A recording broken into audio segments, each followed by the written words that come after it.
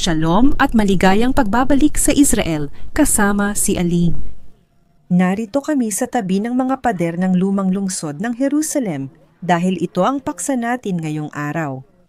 Makikilala natin ang mga pader, makikilala natin ang ilan sa mga tarangkahan at makikilala rin natin kung ano ang itsura sa ibabaw ng mga pader dahil maglalakad tayo sa ibabaw ng mga ito. Kaya kung handa na kayo, simulan na natin. Magsisimula tayo ng ating lakad ngayong araw dito sa tarangkahan ng Sion na makikita natin dito sa ibaba ng mapa. Ngayon, bakit nga ba tinatawag na tarangkahan ng Sion ang tarangkahang ito? Dahil kapag pumasok tayo dito, agad nating makikita ang bundok ng Sion, isa sa pinakamahalagang lugar sa Biblia dito sa Jerusalem. At dahil dyan, dito magsisimula ang ating paglalakad sa tarangkahan ng Sion at sabay-sabay tayong maglalakad papunta sa tarangkahan ng Jaffa at sa Tore ni David. Kaya tara, maglakad tayo ng sabay-sabay.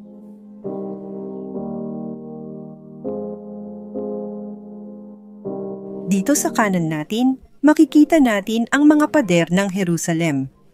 May 4 na kilometro ang paligid ng mga ito at, sa karaniwan, 12 metro ang taas. At ang lapad naman, mga kaibigan, hindi natin makikita mula rito. Makikita natin mamaya kapag naglalakad na tayo sa ibabaw ng mga ito. Pero ang lapad ng mga pader ay, sa karaniwan, 2.5 metro. Ngayon, bakit kailangan ng lungsod ng isang pader? Ang mga sinaunang lungsod, tulad ng Jerusalem, ay may mga pader para sa proteksyon. Ang Jerusalem lang, sa nakalipas na 4,000 taon ng kasaysayan, ay inatake ng 52 beses. At dito sa pader, makikita natin ang isang bagay na medyo kakaiba. Itong makikitid na bintana, tinatawag silang haraheyeri sa wikang Hebreo. At ano sila? Sila ay mga bintanang pambarel. Isa sila sa mga taktika ng proteksyon ng lumang lungsod. Dahil ang mga nasa loob ng lumang lungsod ay maaaring gamitin ang lugar na ito para mamaril palabas. Ngunit ang mga nasa labas ng pader ay mahihirapang tamaan ang mga nasa loob ng makitid na espasyong iyon. Kaya nagkakaroon ng kalamangan ang mga taong nasa loob ng mga pader ng Jerusalem.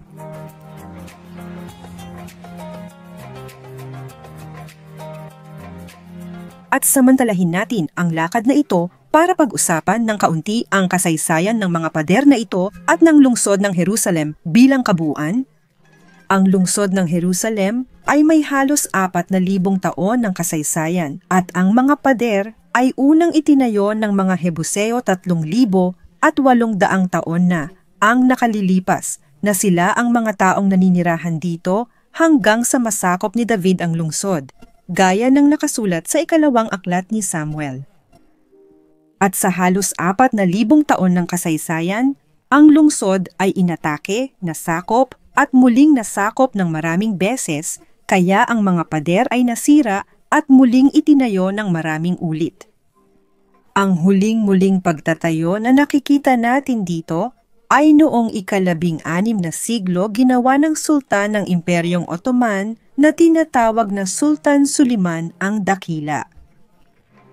At dahil dito, ang mga pader na nakikita natin dito ay may humigit kumulang 500 taon na para sa Jerusalem ay medyo bago pa, pero may mga bahagi sa loob nito na mas luma pa.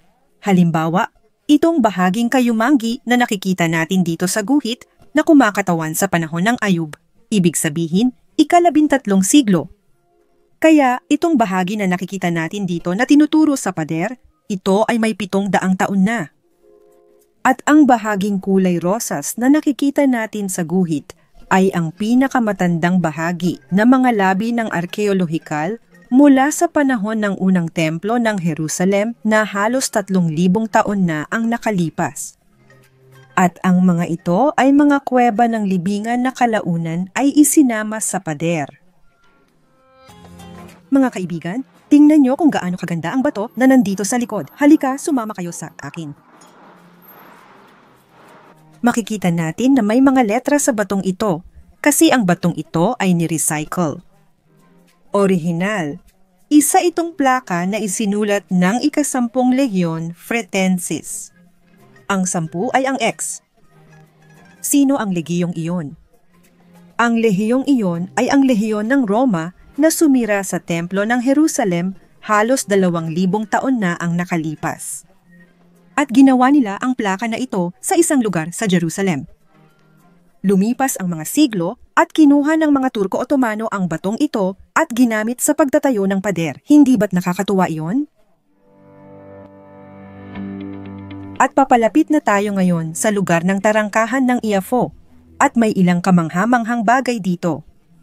Kabilang dito ang Tore ni David na sa totoo lang ay itinayo ni Haring Herodes.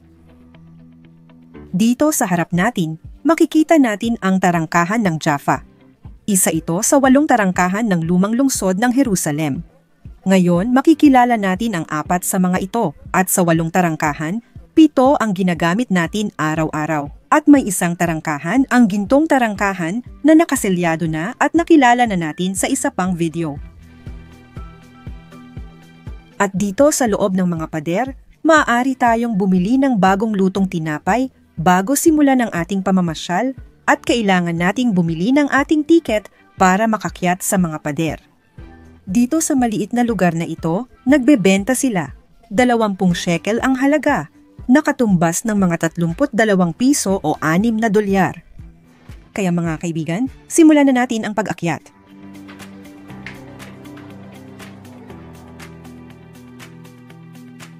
Dito, nagsisimula tayong magkaroon ng ibang pananaw sa lumang lungsod ng Jerusalem. Naglalakad tayo ngayon mismo sa ibabaw ng Jaffa Gate. Pero bakit ganoon ang pangalan nito? Dahil sa kalsadang ito. Ang kalsadang ito ay tinatawag ding Jaffa o Gope na pangalan ng isang biblikal na lungsod. Dahil dito, nagsisimula ang daan na nag-uugnay sa Jerusalem at Jope. At kaya ganoon din ang pangalan ng gate at ng kalsada, na hanggang ngayon ay nag-uugnay pa rin sa Jaffa sa totoo lang. Ang lumang lungsod ng Jerusalem ay may sukat na 1 kilometro kwadrado. At ito ay nahahati sa 4 na distrito. Ang distrito ng mga Muslim, distrito ng mga Kristiyano, distrito ng mga Armenyo, at distrito ng mga Hudyo. At ang ruta na tatahakin natin ngayon ay mula sa tarangkahan ng Jaffa hanggang sa tarangkahan ng Damasco. Kaya dadaan tayo sa tabi ng halos buong distrito ng mga Kristiyano. Dito sa kanan natin, dumadaan tayo sa tabi ng isang puno ng olibo. Sa totoo lang, shalom sa lahat ng may apelyidong Olivera na nanonood sa atin. At makikita natin ang mga maliliit na olibo na ito. Hindi pa panahon ngayon, kaya maliit pa sila.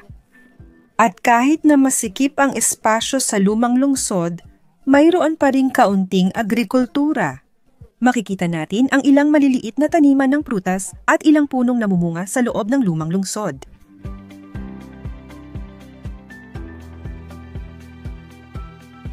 At isa sa mga residente ng lumang lungsod ng Jerusalem ay papalapit para batiin tayo. Nakikita natin dito ang isang kuting at kapag pumunta kayo sa Israel, makakakita kayo ng mga pusa sa buong bansa. Bakit? Saan sila nagmula? Nandito sila dahil sa mga Briton. 100 taon na ang nakalipas, sinakop ng Inglaterra ang Israel at noong panahong iyon, maraming daga dito. Kaya nagpasya ang mga Briton na magpakawala ng mga pusa para mabawasan ang populasyon ng mga daga. Wala na ang mga daga ngayon, pero nananatili pa rin dito ang mga pusa. At gaya ng nakikita ninyo, mababait sila, mahal sila ng mga tao, at bahagi na sila ng tanawin ng Israel sa kasalukuyan.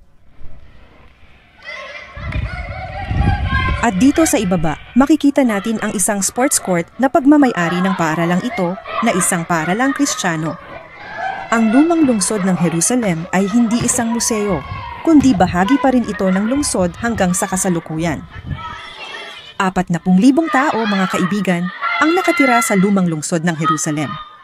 Ibig sabihin nito, may mga tindahan, may mga paaralan, may botika, may health center at may mga opisina ng munisipyo. Ibig sabihin, mayroon tayong lungsod na gumagana, isang lungsod na puno ng buhay.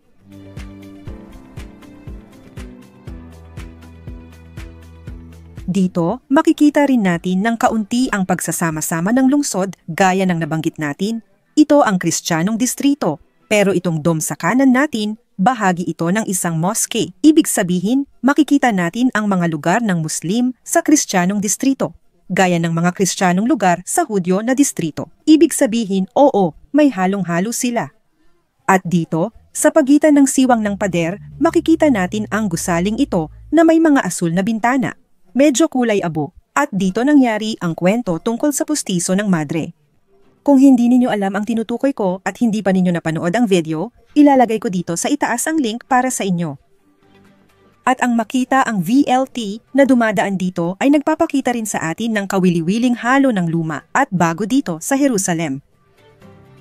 Ngayon ay dumadaan tayo sa ibabaw ng bagong tarangkahan. Makikita natin ito ngayon mula sa labas, sandali lang. At bakit iyon ang pangalan nito? Dahil siya ang huling itinayo, binuksan lang siya sa mga pader ng tarangkang ito noong taong 1889. Gusto kong pasalamatan ng aking ama na kasama ko sa paglalakad dito ngayon, batiin niyo rin siya. At magandang pagkakataon ito para sabihin, mga kaibigan, maganda itong lakad, pero isaalang-alang nyo na ito ay isang mahirap na lakad. May mga paglalakad, hagdang pataas at pababa, nasa ilalim ng araw, lalo na kapag tag-init na mainit at kapag taglamig ay maaaring umulan. Kaya oo, ito ay isang lakad na dapat handa ka rin sa pisikal.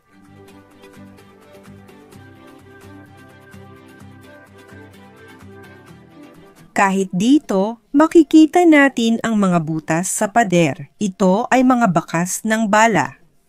At pinapaalala nito sa atin kung ilang digmaan na ang dinaanan ng Jerusalem.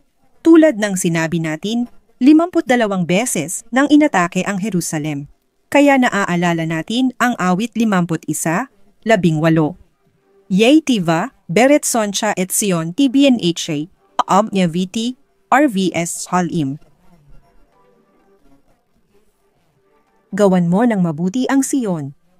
Ayon sa iyong mabuting kalooban, itayo mo ang mga pader.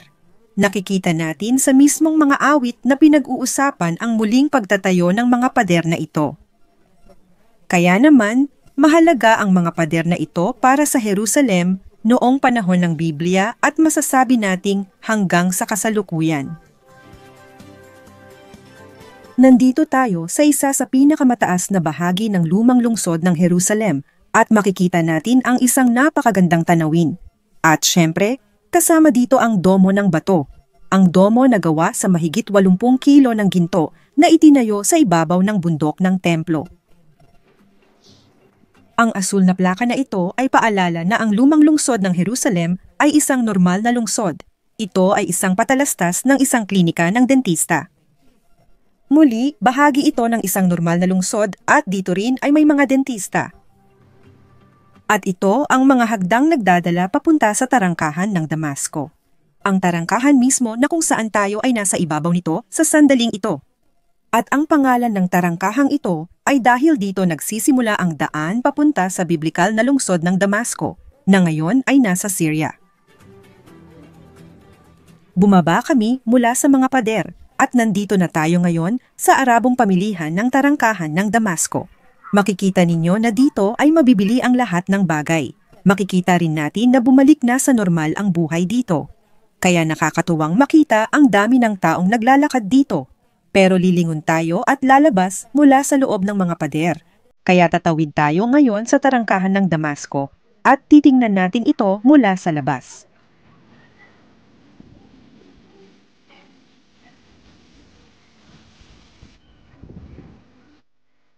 Ang tarangkahang ito, tulad ng karamihan sa mga pader, ay 500 taon na. Pero kung titingnan natin dito sa ibaba, makikita natin ang isang arkeolohikal na paghuhukay at dito natagpuan ang mga labi ng orihinal na tarangkahan mula pa noong panahon ng Romano. Mga kaibigan, hindi ninyo alam kung gaano kainit ang nararamdaman ko ngayon, pero umaasa akong nagustuhan ninyo ang ating pamamasyal sa mga pader ng lumang lungsod ng Jerusalem. Gusto ko ring magpasalamat sa aking ama na nandito rin sa tabi ko at nakikiisa sa pagdiriwang ng kaarawan ni Lini. Ngayon, araw ng pagre-record ay mismong kaarawan ko, kaya maraming salamat. Huwag ninyong kalimutang mag-subscribe dito sa channel at i-like ang video bilang regalo sa aking kaarawan. Isang halik at hanggang sa muli.